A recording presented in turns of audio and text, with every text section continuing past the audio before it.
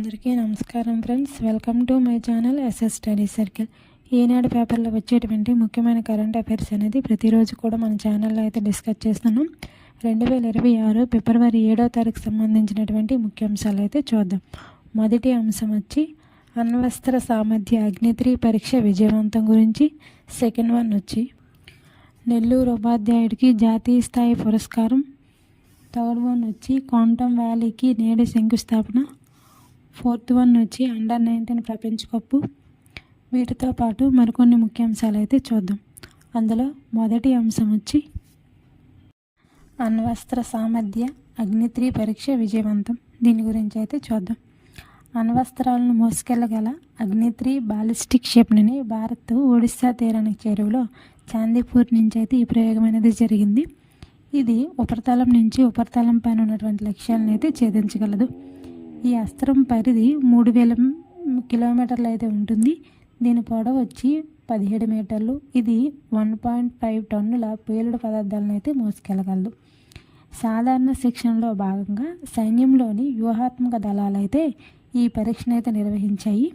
ప్రయోగానికి సంబంధించినటువంటి ఆదేశాలు ఇవ్వగానే సంచార లాంఛర్ నుంచి క్షిపణి అనేది నింగిలోకి అయితే దూసుకెళ్ళింది. ఇది నిర్దేశించిన మార్గంలో ప్రయాణిస్తూ బంగాళాఖాతంలో లక్షిత ప్రాంతం పైన అయితే పడింది.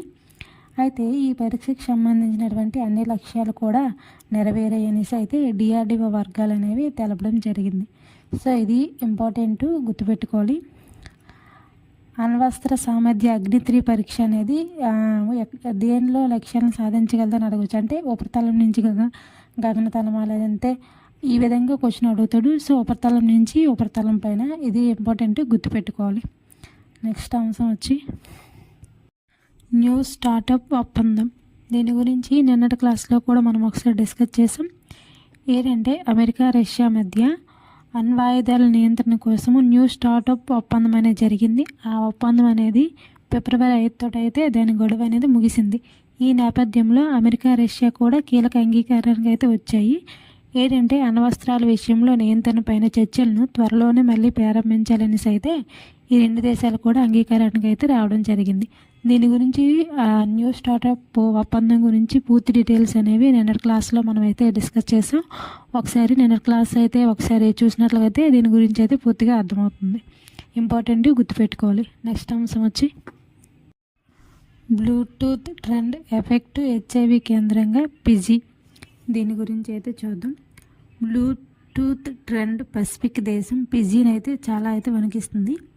ప్రఖ్యాత హనీమూన్ స్పాట్గా ఉన్నటువంటి ఆ దేశానికి అయితే దీనివల్ల అయితే కాస్త అయితే దెబ్బతీస్తుంది. ఏంటంటే ఎక్కువగా అక్కడ ఏంటంటే హెచ్ఐవి అనేది ఎక్కువగా సోకుతుంది. కేసులు కూడా ఎక్కువగా అక్కడైతే నమోదవుతున్నాయి అన్నమాట.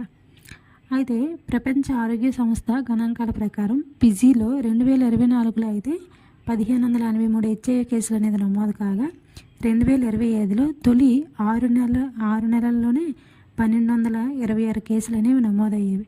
అంటే గత సంవత్సరంతో పోలిస్తే 2025 సంవత్సరానికి వచ్చేసరికి ఈ కేసుల సంఖ్య అనేది చాలా ఎక్కువగా పెరిగిందనమాట.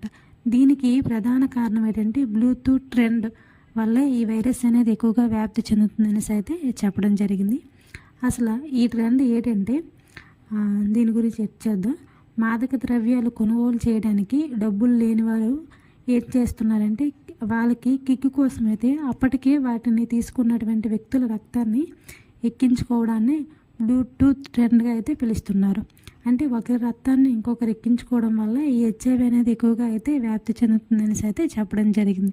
అది కూడా ఎవరు మాదక ద్రవ్యాలు ఎక్కువగా తీసుకున్నటువంటి వాళ్ళ రక్తాన్ని వీళ్ళు ఎక్కించుకోవడం వల్ల ఎక్కువగా వైరస్ అనేది సోకుతుంది, హెచ్ఐవి వైరస్ అనేది సోకుతుంది అనేసి అయితే చెప్పడం జరిగింది. సో ఇది చాలా చాలా ఇంపార్టెంట్, గుర్తుపెట్టుకోవాలి. నెక్స్ట్ అంశం వచ్చి క్వాంటమ్ వ్యాలీకి నేడు శంకుస్థాపన. దీని గురించి అయితే చూద్దాం. ప్రపంచ క్వాంటమ్ టెక్నాలజీ రంగంలో ఆంధ్రప్రదేశ్ని అగ్రగామిగా నిలిపేందుకు లక్ష్యంతో అయితే రూపొందించినటువంటి అమరావతి క్వాంటమ్ వ్యాలీకి అయితే శంకుస్థాపన అయితే చేశారు. దీన్ని ఆగస్టు కల్లా పూర్తి చేసి డిసెంబర్ కల్లా అయితే దీని కంప్యూటరింగ్ అనేది మొత్తం కూడా కంప్లీట్ అవుతుందని కూడా చెప్పడం జరిగింది.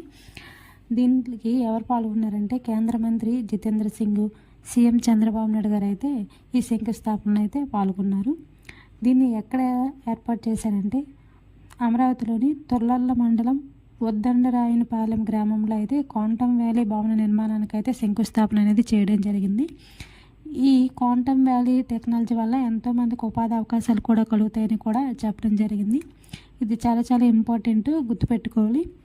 దీన్ని క్వాంటమ్ వ్యాలీని ఏ గ్రామంలో ఏ మండలంలో ఏర్పాటు చేశారని కూడా అడగచ్చు. సో ఆ మండలం పేరు ఆ గ్రామం పేరు కూడా గుర్తుపెట్టుకోవాలి, చాలా చాలా ఇంపార్టెంట్. నెక్స్ట్ అంశం వచ్చి నెల్లూరు ఉపాధ్యాయుడికి జాతీయ స్థాయి పురస్కారం. దీని గురించి అయితే చూద్దాం. జాతీయ స్థాయి పురస్కారం ఎవరు అందుకున్నారంటే నెల్లూరు సుబ్రహ్మణ్యం.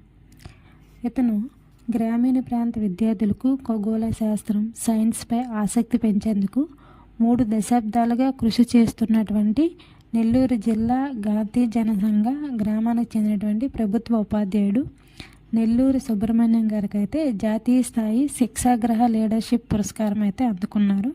ఈ పురస్కారానికి 10 లక్షలు అయితే ఆర్థిక ప్రోత్సాహం కూడా అందిస్తారనమాట. ఇది చాలా ఇంపార్టెంటు. ఈ ఉపాధ్యాయుడికి ఇతని పేరు అయితే ఎక్కువగా అడుగుతాడు. సో ఇంపార్టెంట్, గుర్తుపెట్టుకోవాలి. శిక్షాగ్రహ లీడర్షిప్ పురస్కారం ఇటీవల ఎవరు అందుకున్నారని అడగచ్చు. నెల్లూరు సుబ్రహ్మణ్యం గారికి. ఇతను దేనికోసం కృషి చేశాడు?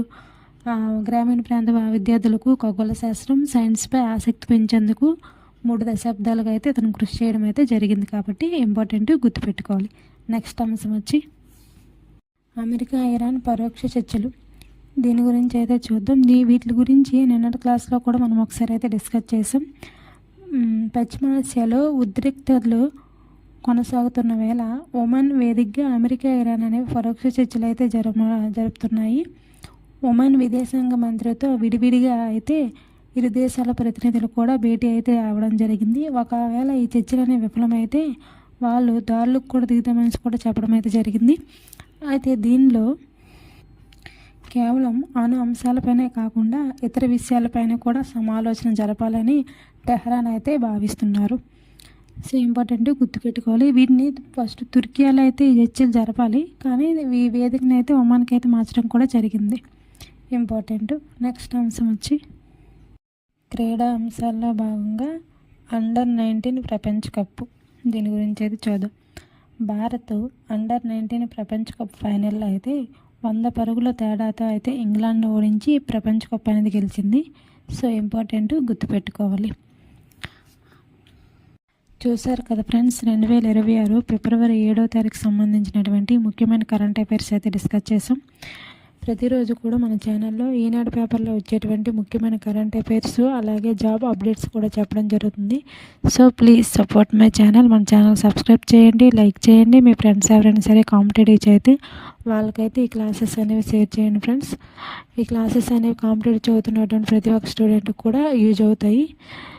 Thank you for watching my channel. Thank you.